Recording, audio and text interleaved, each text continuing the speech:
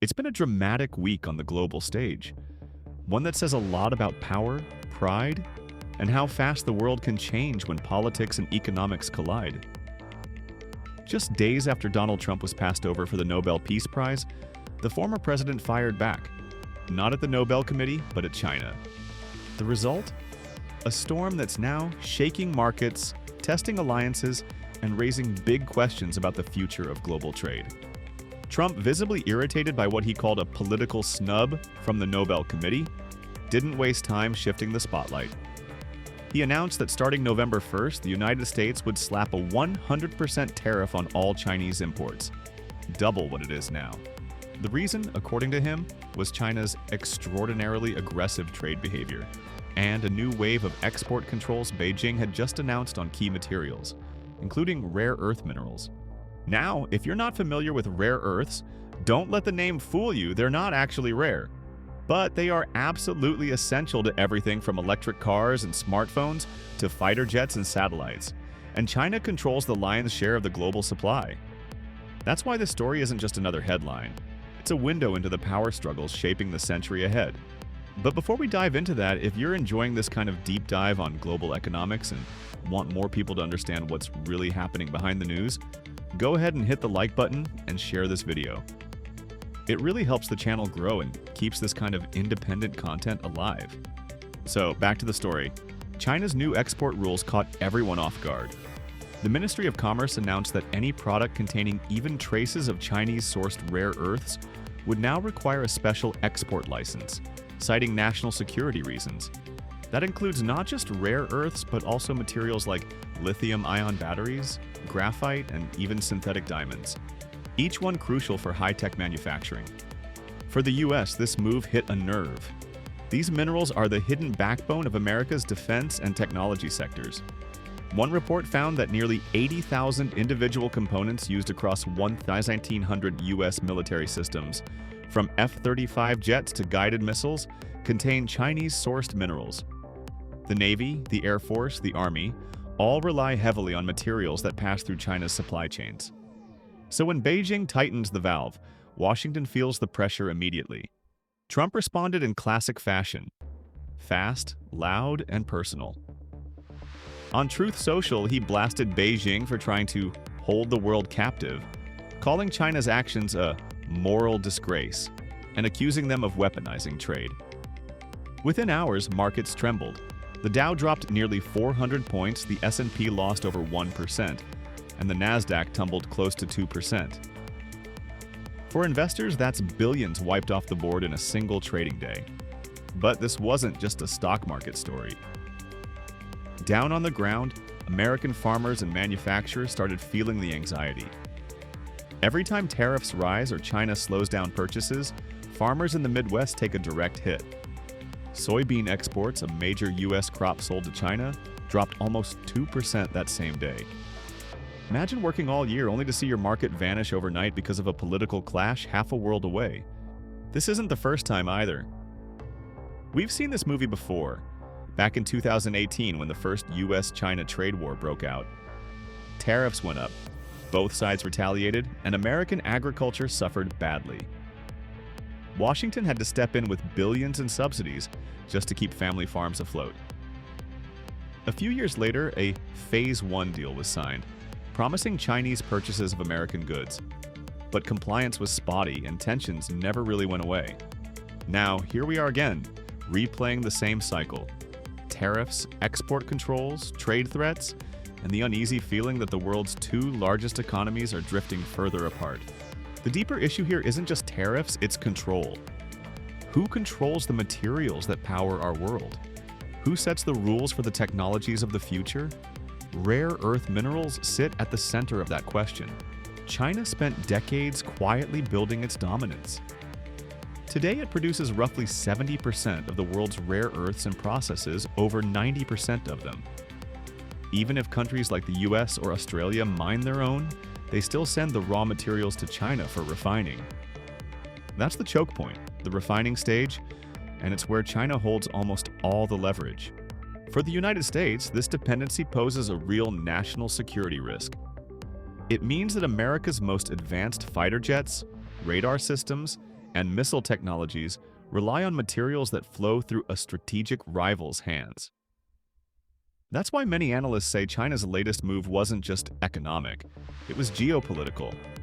It's Beijing reminding Washington, you might control the world's finance, but we control the materials your technology needs. Now, Trump's decision to hit back with 100% tariffs is, at least politically, a powerful message. It says we won't be pushed around, but economically, it's risky. Tariffs raise the cost of imports, which then ripple through the economy. Higher prices for consumers, higher costs for manufacturers, and more inflation pressure at home. It's like trying to hit your opponent but punching through a mirror. You feel some of that pain yourself. Meanwhile, the timing of all this couldn't be more symbolic. It came right after Trump lost out on the Nobel Peace Prize, which went instead to Venezuelan opposition leader Maria Corina Machado. Trump brushed it off, but the optics were rough. His allies accused the Nobel Committee of bias, even as world leaders from Europe to Russia chimed in with their takes. Within days, Trump had pivoted the narrative, taking charge of the headlines again. Whether by strategy or instinct, he knows how to dominate the news cycle. But here's the bigger picture. This isn't just about Trump or Xi, it's about a reshuffling of global power. The US and China are locked in a rivalry that now stretches across technology, defense, energy, and finance. Every move one side makes has ripple effects everywhere, from Tokyo to Berlin, from Silicon Valley to small-town America. Tariffs mean higher prices for goods. Export restrictions mean production delays.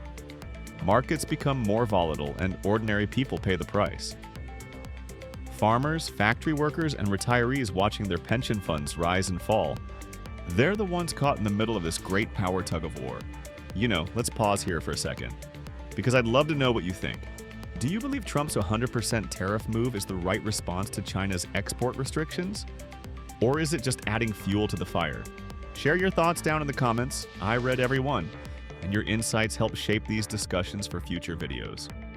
Now, back to the unfolding drama. Even though Trump threatened to cancel his upcoming meeting with Xi Jinping at the APEC summit in South Korea, he later softened, saying, "We'll see what happens." That phrase, "we'll see what happens," has become his diplomatic trademark. It keeps everyone guessing, including the markets. Behind the scenes, U.S. defense analysts are sounding alarms. A recent report titled "From Rock to Rocket" laid out the scale of American dependence on Chinese minerals, and it's eye-opening. Nearly 78% of all U.S. defense platforms rely on Chinese-sourced materials. That means submarines, radar systems, even satellite networks. If China tightens supply, production could slow or even stop. Imagine a country unable to build its own high-tech weapons because it doesn't control the ingredients. For years, Washington treated this issue as a low priority, letting market forces dictate production. Meanwhile, China poured billions into refining capacity and infrastructure. Now, the U.S. faces an uphill climb, rebuilding an entire industrial ecosystem from scratch. It's not just about digging mines, it's about building refineries, magnet plants, and full supply chains. That could take a decade or more.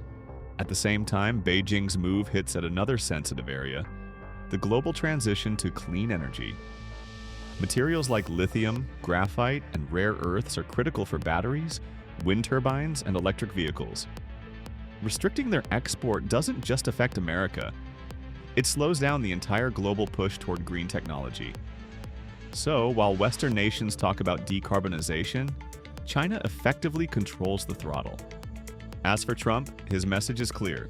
He wants to show strength before the APEC summit, signal toughness ahead of an election year, and remind both allies and rivals that the U.S. can still play hardball.